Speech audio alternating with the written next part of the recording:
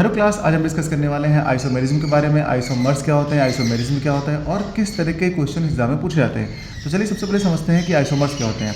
Compounds having same molecular formula but different structures are called isomers. यानी कि जिनका molecular formula same होता है लेकिन उसके स्ट्रक्चर्स अलग अलग बनते हैं, डिफरेंट बनते हैं, उनको बोलते हैं आइसोमर्स। और this property is called isomerism, और उनकी इसी प्रॉपर्टी को बोलते हैं आइसोमेरिज्म। तो ये सिंपल सी डेफिनेशन है जो कि काफ़ी कम पूछी जाती है, लेकिन आप लोगों को पता होना चाहिए। ठीक है, अब देखिए स्टार्टिंग में आपको पता होना चाहिए कि first 3 alkanes do not show isomerism. यानी कि स्टार्टिंग से जैसे आपके 3 एल्केन होते हैं, लाइक जैसे कि आपका मेथेन, ईथेन और प्रोपेन, ये जो है ना, ये आपके आइसोमर्स नहीं बनाते हैं। आइसोमेरिज्म इसमें देखने को नहीं मिलता है। तो कहाँ पर देखने को मिलेगा? 3 के बाद से। 3 के बाद क्या बनता है देखिए आपका, तो पहले हम लिख लेते हैं। पहला हमारा क्या बनता है? मीथेन बनता है। देखिए तो ये जो आपका मीथेन बनता है, मीथेन, ठीक, उसके बाद बनता है आपका ईथेन, फिर बनता है आपका प्रोपेन। प्रोपेन, ये पहले 3 एल्केन है आपके स्टार्टिंग के, फर्स्ट 3 एल्केन्स, और ये वाले जो है ना, ये आपके आइसोमेरिज्म को शो नहीं करते हैं। चलिए ये आप समझ गए, ओके। अब उसके बाद कौन सा शो करेंगे? तो यहाँ पर हमारे पास जो 4th वाला मिलता है उसको हम लोग क्या बोलते हैं? ब्यूटेन बोलते हैं। तो चलिए इसको लिखते हैं ब्यूटेन।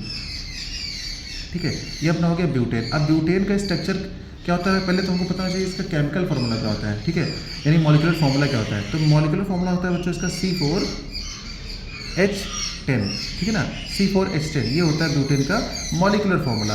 और अब हमको दिखाना है कि इसके स्ट्रक्चर्स क्या सच में डिफरेंट होते हैं। तो देखिए एक तो हम बना लेंगे सिंपल सा ऐसे, एक सिंपल कार्बन है, फिर कार्बन है, फिर कार्बन है और फिर कार्बन है। ये 4 कार्बन हो गए। अब सबको हम क्या कर देंगे? कंप्लीट कर देंगे हाइड्रोजन के साथ। तो यहाँ पर ये हम लगा रहे हैं हाइड्रोजन, क्योंकि कार्बन की वैलेंसी 4 होती है बच्चों। तो यहाँ पर हम सबको 4 से अटैच कर देते हैं। ये जो आपके हैं ना, यहाँ पर ये H लगे हुए हैं, ठीक है ना। अच्छा ठीक है, तो ये यहाँ पर H हमने सारे के सारे H लगा दिए हैं। ठीक, तो ये आपका ब्यूटेन बन गया है। एक स्ट्रक्चर होता है, ये बन गया है। ठीक, अब दूसरा स्ट्रक्चर हम कैसे बना सकते हैं? दूसरा स्ट्रक्चर हम बना सकते हैं, यहाँ पे देखिए कि कार्बन कार्बन कार्बन। ठीक है, अब उसके बाद हम यहाँ पे क्या करेंगे कि एक कार्बन ऊपर की तरफ बना दिया, फिर नीचे की तरफ बना दिया। चलिए ऊपर बना देते हैं, यहाँ पे कार्बन बना दिया हम। ठीक है, अब यहाँ पर क्या करेंगे? अब यहाँ पर सब जगह फिर से हम H अप्लाई कर देंगे। ठीक है ना, क्योंकि इसकी वैलेंसी 4 होती है, तो हम फिर से यहाँ पर हाइड्रोजन और हाइड्रोजन अप्लाई कर देंगे। ठीक है, यहाँ पर देखिए 3 है कार्बन के पास, एक और H लगाना पड़ेगा। यहाँ पर एक H। ठीक है, इस तरीके से हमने बच्चों ये सारी की सारी जो हाइड्रोजन है कंप्लीट कर दिए। ठीक, अब ये एक स्ट्रक्चर बन गया और एक स्ट्रक्चर ये बन गया। ठीक है, तो 2 स्ट्रक्चर बन गए। अब इससे कोई और स्ट्रक्चर हम लोग नहीं बना सकते हैं। तो ब्यूटेन के कितने आइसोमर्स होते हैं? तो हमारे पास ब्यूटेन के जो आइसोमर्स हैं, तो हम लिख देंगे यहाँ पे ब्यूटेन के जो आइसोमर्स हैं बच्चों, वो होते हैं कितने? वो 2। यानी ब्यूटेन के 2 आइसोमर्स बनते हैं। आपने देख लिया, क्योंकि 2 डिफरेंट स्ट्रक्चर्स हैं, लेकिन दोनों का केमिकल फार्मूला, अगर मॉलिक्यूलर फार्मूला बात करी जाए, मॉलिक्यूलर फार्मूला तो वो सेम है, लेकिन अगर उनके स्ट्रक्चर देखी जाए तो डिफरेंट है।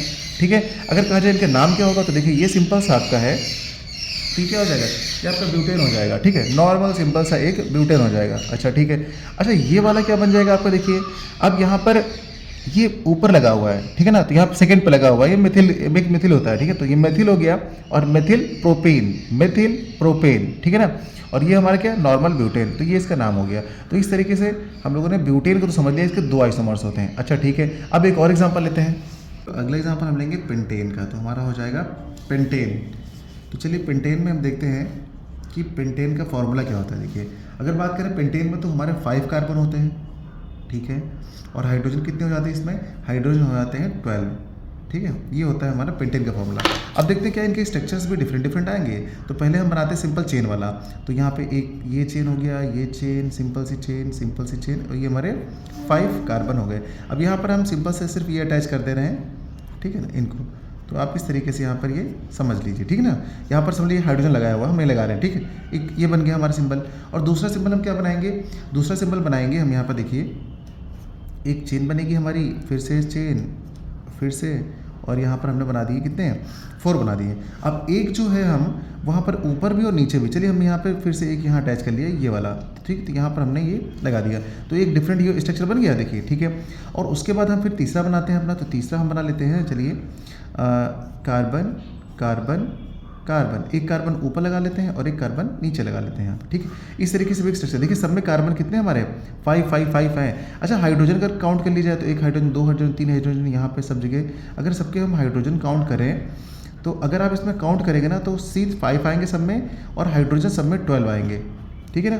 और सभी में अगर आप ऐसे काउंट करेंगे तो हाइड्रोजन आपके कितने हो जाएंगे, इसमें भी वही हो जाएगा C5 और हाइड्रोजन 12, इसमें भी आपका C5 हाइड्रोजन 12, यानी कि इनके मॉलिक्यूलर फार्मूलाज जो हैं वो सेम हैं बट इनके स्ट्रक्चर्स डिफरेंट हैं। यही होता है आपका आइसोमर्स और इसी प्रॉपर्टी को बोलते हैं आइसोमेरिज्म, है ना। और हमसे पूछा गया इसके कितने आइसोमर्स हैं, तो एग्जाम में यही पूछा जाता है आपसे कि आइसोमर्स कितने होते हैं, तो हम लोग यहाँ लिख देंगे इसके जो आइसोमर्स होते हैं बच्चों इसके वो कितने 3 होते हैं, यानी पेंटेन के कितने आइसोमर्स होंगे 3 होंगे।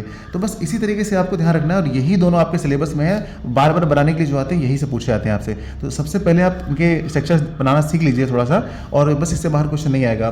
बस बहुत इंपॉर्टेंट टॉपिक है लेकिन बहुत थोड़ा सा है, स्कोरिंग है, तो उसको आप फटाफट पढ़ लीजिएगा बच्चों, ठीक है। तो मिलते हैं अगली क्लास में नए टॉपिक के साथ। और जाते जाते आपसे एक छोटा सा क्वेश्चन पूछ लेते हैं, जो हमारा एल्केन होता है ना, एल्केन का जनरल फार्मूला क्या होता है बच्चों। जनरल फार्मूला एल्केन का आपको बताना है कमेंट में हमें, जनरल फार्मूला ऑफ एल्केन।